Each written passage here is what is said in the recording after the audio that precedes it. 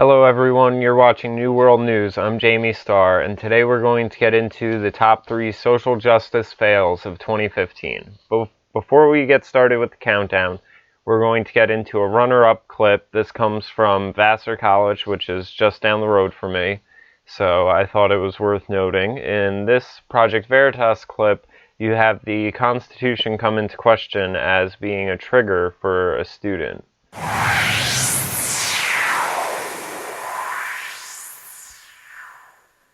They were handing the Constitution out on campus. I didn't think that this would happen, but I realized that the Constitution is kind of a trigger for me. Overall, I see it just as a really oppressive document. I mean, I'm like scared to walk around campus and see the Constitution.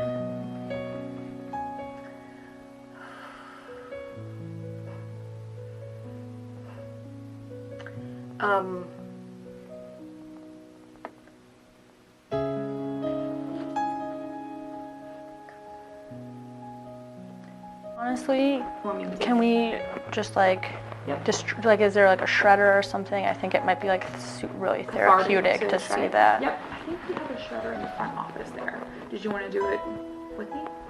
Yeah, I could watch. Yeah, okay, yep. The Constitution in everyday life causes people pain. Is there a shredder that I could use? A shredder? Mm-hmm. In here?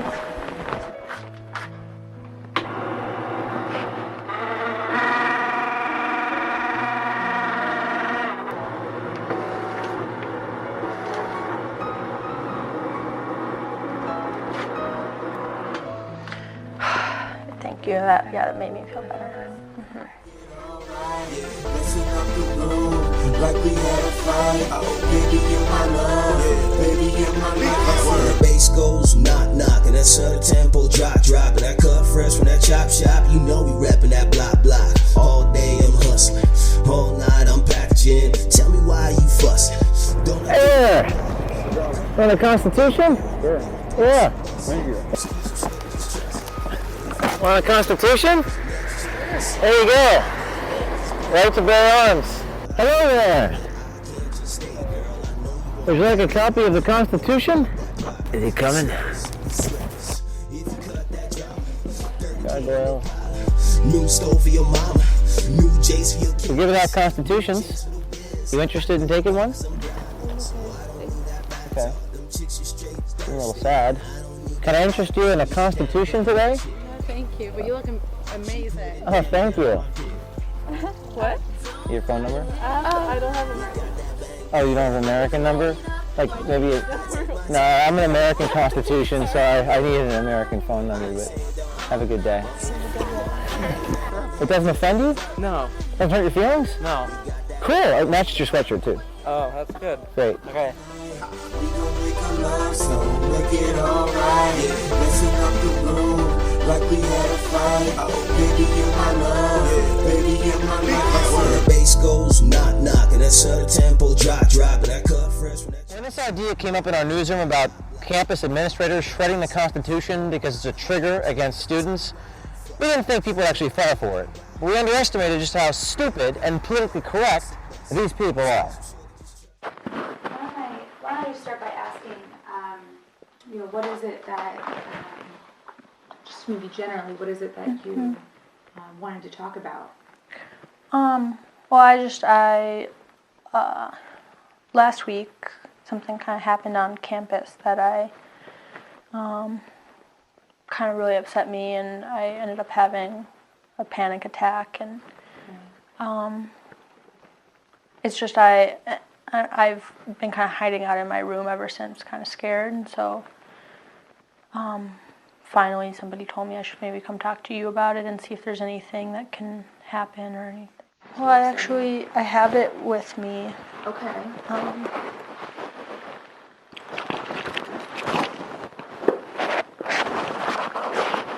They were handing the Constitution out on campus.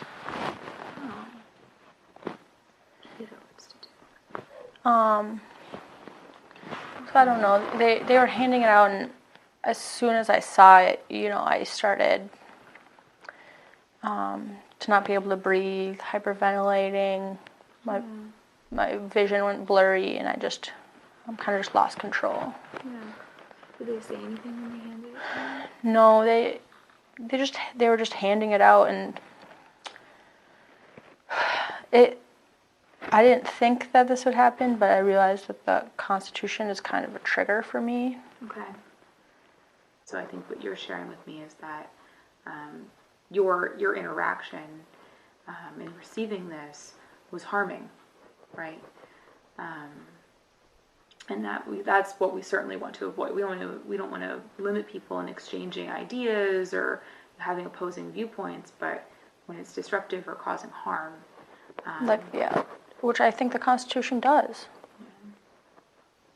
I mean, it's not just me. I thought that Vassar wanted to create like a safe place here. Yeah. You know, a place where students could walk around and not be scared of seeing discriminating things on campus. When we told the same story at Oberlin College in Ohio, we were shocked by statements made by some of the professors.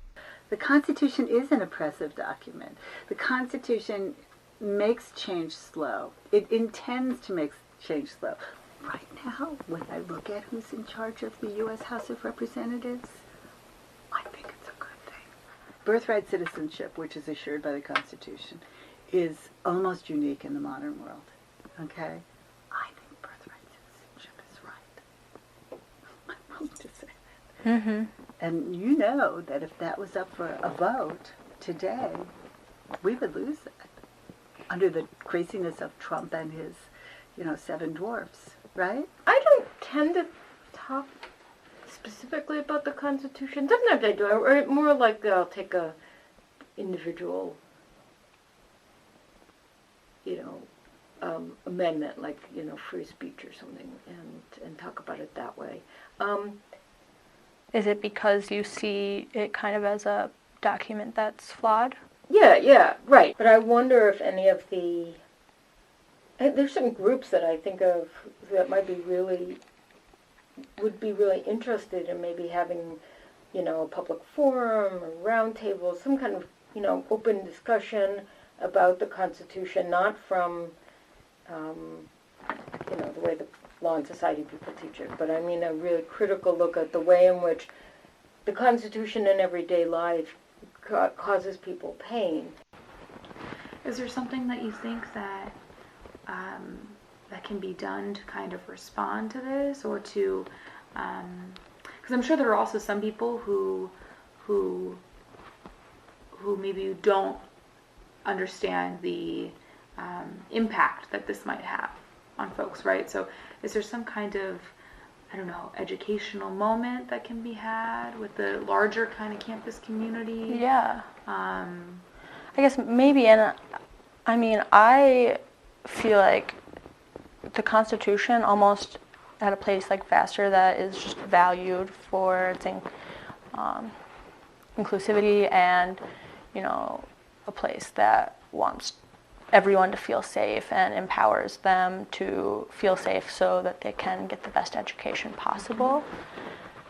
I don't even know if maybe the Constitution should be removed from campus permanently. Oh, I see.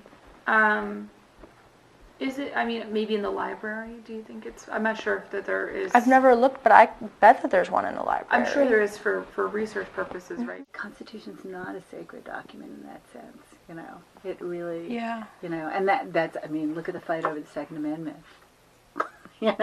What could be clearer than, at least from my point of view, that the founders never envisioned giving people carte blanche to own assault rifles. That was not what they were talking about.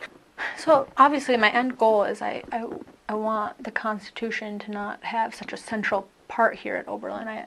I would like people to see how discriminating it is and how racist it is. Do you think that that's a reasonable goal that we could get to? Absolutely. Yeah, no, and I think it's one of those things that, like I said, I just don't really think about it a lot. I think there are a lot of people who will immediately agree with you, and join the conversation and think about ways to limit, confine, or talk back. Maybe it's just you want to talk back to the Constitution, you know? It's horrible that this is something that has caused you such pain. And I don't, unless the people are from off campus, we can't keep them from disseminating it. Can I destroy this? Or do you want to hold on to it? Well, could you destroy it? Maybe it'd be kind of I'll put it in a therapeutic shredder. for me. Yeah, we'll put it in a shredder. I have to wait till my secretary comes back to be able to use the shredder. So I can put it here and shred it when I get back. Did you want to leave this with me, or do you want to take it? Honestly, You want me to take can it? we just like, Yep. is there like a shredder or something? I think it might be like really therapeutic to see shred? that. Yep. I think we have a shredder in the front office there. Did you want to do it with me? Yeah, I could watch. Yeah. Okay. Yep. And I have it be. I wouldn't mind.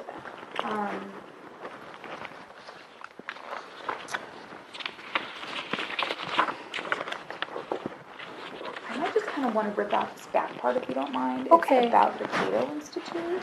Yeah, I don't know. It could have just been where they got it. That's But true. Who knows? That's true. That's true. But at least it's something. It's kind of a little clue.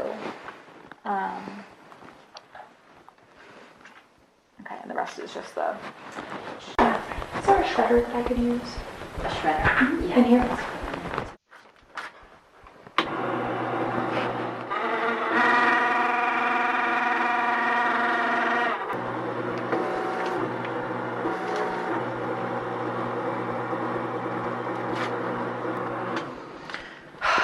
Thank you. That made me feel better.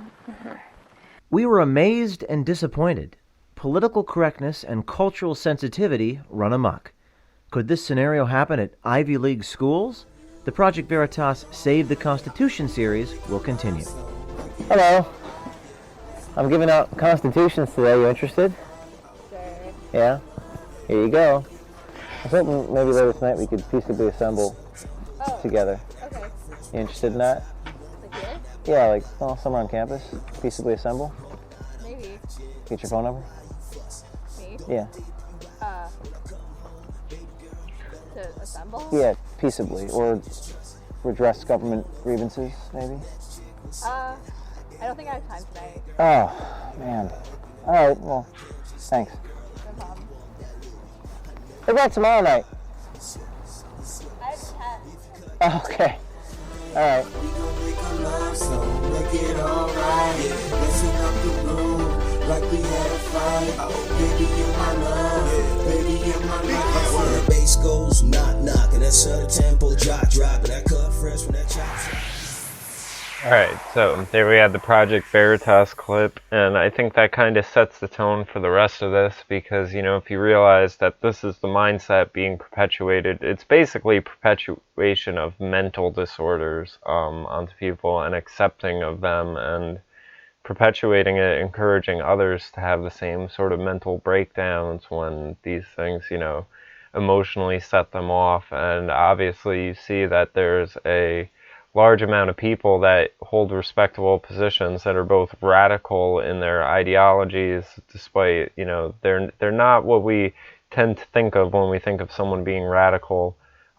These are pretty vanilla-seeming people who have very radical ideas, but it's also about the idea that emotion trumps law and legality. These people obviously didn't seem to care that the Constitution is where they get their rights, their freedoms, equality stems from it, and the whole nine. And these people are willing to just shred it all to pieces because it upsets one person.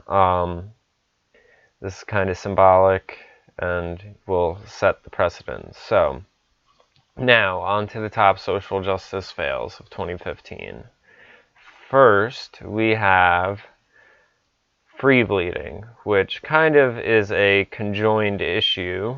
This started as a 4chan hoax. It's a continuation of other parts of this hoax where they've basically been trying to destroy radical feminism. And so you see 4chan is trying to make free free bleeding, the latest Twitter trend. I don't really need to describe this, as you can probably assume. It's trying to sell to women the idea that tampons and pads are patriarchal oppression, and that they should just be proud of themselves and let themselves bleed all over. So here you see that it was a 4chan operation, and this also gives you a good peek into the idea of psyops and psychological operations, and highlights that this is the problem with so many people being so radicalized now, is when people are this radicalized and, just overall object to the status quo, they can be led in very horrible directions very easily. So here you see where they're saying, let's do something big, something awesome, let's hit these feminists right where it hurts most. They're fucking smelly, hairy, dirty, bloody, edited. We can assume that says cunt or something to that extent. So, and here you see Operation Free Bleeding. My cunt is mine, my blood is sacred. So they have step-by-step on how to start this, and it did. It picked up. It even conjoined with the London tampon tax or something like that, where in England they were having things. I'll cover that in a second. So this thing picked up, but it was only part of this bigger operation, where here you have some of the pictures being spread around. The other conjoining part of this was the bikini bridge thing, where they were talking about girls when they lay down in a bikini and their hip bones hold up part of their bikini, calling that the bikini bridge. And that had ended up even getting picked up by CNN and I want to say ABC and other news sources, and in conjunction with the feminist fat shaming, body image issues and everything, where they were saying it's unhealthy, even though they were trying to push it as if they were feminists. So here, see, while launching the Operation Friday Morning Free Bleeding has been tweeted about 1,000 times. Most of these were sent from fake accounts, while a few appear to be from real users, and they aren't happy. I looked at the free bleeding hashtag. It's the end of days. People, prepare yourselves for zombies or Jesus, or like me, prepare both. I feel sorry for the conservative women having to put up with this crap by radical feminists. Free bleeding. Here we see a thing about the bikini bridge.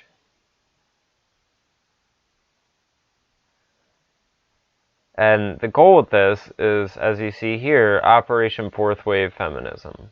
In conjunction with Operation Bikini Bridge, we will be furthering methods to stir the pot. If we do everything right, the combined effects of Bikini Bridge and Operation Fourth Wave Feminism will result in a feminist civil war that will have potential to decimate the feminist movement as it currently exists.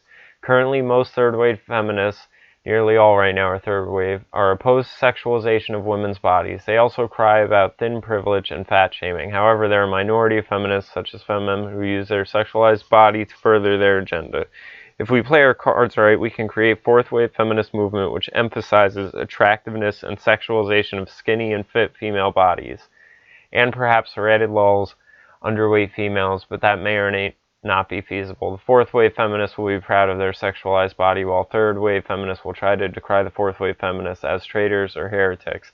This will result in a feminist civil war, and the feminist movement will cease to exist in its current form. This is a microcosm of what's happening in America right now, where you have this going on with everyone. There's an overall divide and conquer strategy, and this shows how easy it really is to make it happen using just propaganda and stupid memes and everything. We have it going on with the Black Lives Matter movement and all of the civil rights issues. You have the cops, which have been put into their own group as if they aren't just policy enactors for the politicians. White people are being subjugated, homosexuals, very similar to Nazi Germany, Muslims, obviously. Everyone's been separated and divided, and even the people on the one side that are of a batch, if, for example, if you have a black conservative, they're going to be called a coon or an Uncle Tom. the groups are so radicalized they don't accept anyone of opposite ideology. It's very hard to be independent in this current climate. And here you see the free bleeding trend is nothing new, however. A simple Google search for free bleeding turns up a handful of hashtags, posts, and blogs discussing it. Within those blogs, there were some feminists who were actually quite reasonable in saying how ridiculous this is, and that it has nothing to do with empowerment, that it is disgusting and gross, and some women, just because they don't want to have snot coming down their face doesn't mean that they are ashamed of their nose, and I think that's really good thing to point out. There's a lot of circular logic in a lot of these things. But, as I mentioned, you did have this happen, where, because there was a tampon tax, these feminists fell right into the free bleeding hoax, and were standing outside of Parliament building. 3 British girls from Berkshire have fallen for the 4chan hoax for free bleeding outside Parliament on Friday to protest the so-called tampon tax. So, this is what radical feminists look like. The stereotype of the dyed hair, horned-rimmed glasses, overweight, it's a stereotype that these girls live up to over and over. Here you see some of the tweets. Tampon is an invention designed to oppress women into raping themselves and spending their hard-earned money. Hashtag free bleeding. Stop oppression and stop self-rape. The tampon is nothing more than a phallus that society forces us to penetrate our sacred vagina. Hashtag feminism. So, here you see that it's obviously worked. They fell right for it, and this is how radicalized this movement is, that you can have a bunch of pranksters encouraging ridiculous and disgusting behavior, and these women will do it because they seem to think that shock and awe is will better get their message across. So at least you gotta applaud them on some level for having an issue with the status quo, but I'd say pick your battles. So as if you thought it couldn't get any more disgusting as far as bodily fluids go, we're going to go to the next prank, which was again on feminists, and they're the number 2 fail of 2015. Feminists pee themselves for equality. This was another troll campaign started on 4chan, where they were encouraging women to piss themselves and take pictures of it and post it online. It does mention in here, this is after the free bleeding one. Let's see, here we see some of the pictures. Piss for equality, piss on patriarchy, rape culture is real, no shame, I stand with her, no more victim shaming. This was in regards to the leftist idea that if a woman gets raped, or if a woman is approached by a rapist, that she should piss on herself in an attempt to turn the man away and to make him unaroused, and as opposed to the right ideology, which is get the woman a handgun and teach her how to use it. So here we see, I guess here's my support, piss on equality or whatever, stay strong, loves. And that sums up the mindset. I guess here's my support for piss for equality or whatever, stay strong. You can see from the sort of questioning of this, like even this woman can tell, this is ridiculous. She doesn't really know why she's pissing on herself, but she's doing it for feminism. And that's the whole thing, where we're doing something we know is wrong and we shouldn't be doing, but for good reason, I'll do it anyway. So here you have piss for equality. So that was our number 2. Not only will they bleed all over themselves, they will piss all over themselves, and you wonder why people like myself refer to them as children. The number 1 fail of 2015, though, has to go to Mizzou, and here, I'll tell you what, for a while, I doubted this was even in existence, because my initial thought on hearing this was, in a day and age of Instagram and Twitter and viral pictures and everything, why is it that no one had a picture of the infamous poop swastika? And turns out, when they ended up going through the records that security or whoever was handling this at the school had, there's a picture of it. In all of its glory, there it is, the poop swastika that started the hunger strike and the protest and the whole nine. And there's a couple things that can be said about this issue. First of all, this is again the idea of normalizing mental disorders. If you have someone who is a little bit off come to you and say, my imaginary friend is being mean to me, they've been picking on me, and they're crying, and you start coddling them, you are just as crazy as the person with the imaginary friend, because you are bringing their illness and their false reality into reality by comforting them and consoling them and acting as if this is real. Whoever decided to play in their shit and draw a swastika on the wall needs mental evaluation. And I am very wary of the whole mental health industry, but I will say that there is a problem and a defect with someone who will play in their own feces and decide to try to make art out of it. Regardless of what the art is and what their intentions are with the art, it still is so disgusting that this is a person that needs to be under psychological evaluation. And the fact that everyone else decided to get offended by it and start protesting and everyone else just shows you how crazy everyone is in general. It is one insane person triggering masses of people to go completely insane, and therefore solidifies crazy people playing in their poop as a means in which to be effective. This is the same mentality I try to have with the whole slut walk campaigns, where, you know, you have these girls walking around in basically their underwear, if not less, and saying, you know, I'm standing up to the rapist who said her clothes made me do it. And the question I always ask them is, well, in what case was that presented, and did it work out for them?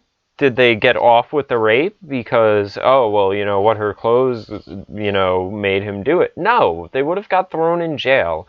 So you are solidifying a crazy person's mentality by having a legitimate reaction to it. That's why I think the whole slut walk thing is a joke, because they are legitimizing insane claims. They are having a legitimate response to them, and the same is about this poop swastika. The other things that resulted from this, you had the one kid who claimed the dean of the school or the head of the school or whatever hit him, and the video came out that the person basically walked into the car. So these people are just looking for an excuse to riot and shake things up, and if you follow their logic, which is the leader should be held accountable for the actions of the individuals in which they are overseeing, then by that logic, we should be able to impeach Obama anytime anyone in the country is racist, because he's the leader of the country and one person act out of line with his ideologies. We obviously don't do that, but this is what's going on in Missouri, and this is the state that the world is in, where legitimate mental disorders and insanity is being handled with these sort of kid gloves and being treated as if it's acceptable to be this crazy. So I think as long as things like this keep happening and people keep bending to the demands of these insane people, we're just going to see more and more of it. So I can only assume with these top three, the next thing we're going to see is we're going to see some sort of thing with people freely defecating in places and claiming that white toilets are oppressing them, so they're going to just poop wherever they want. That's the, if you combine the three of the top, that's the obviously logical next step. So this has been New World News. I will see you later.